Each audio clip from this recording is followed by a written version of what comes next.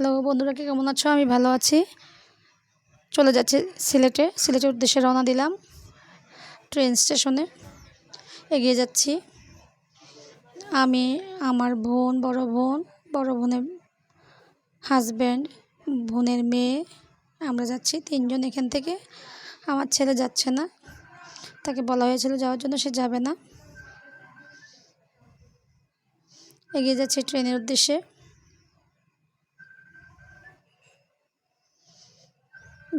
যাচ্ছি। অনেক মজা করব। ওভারব্রিজ দিয়ে পার হচ্ছি। বর্তমানে ওভারব্রিজটা অনেক সুন্দর। আমি অনেক দিন ট্রেন চড়ি না, অনেক দিন পর ট্রেনে যাব।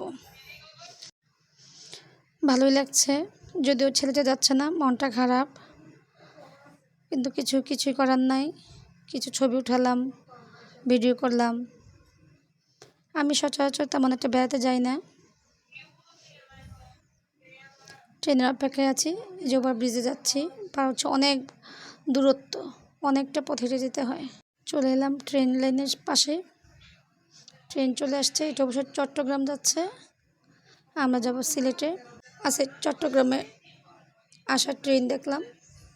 আমাদের ট্রেন আসতে কিছুক্ষণ দেরি হবে। আজকে ট্রেন লেট ছিল, 1 ঘন্টার উপরে লেট ছিল। আমরা যদিও বাসা থেকে 9টায় বের হওয়ার কথা, আমরা বের হয়েছি 10:30টায়। ট্রেন চলে আসবে, বসে আছি, বসে নাই অবশ্য, দাঁড়িয়ে আছি।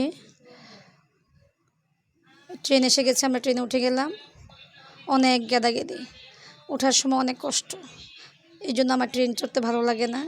ট্রেন স্টেশনে এসে দাঁড়িয়ে থাকতে হয়, ট্রেনে উঠতে গেলে অনেক কষ্ট হয়।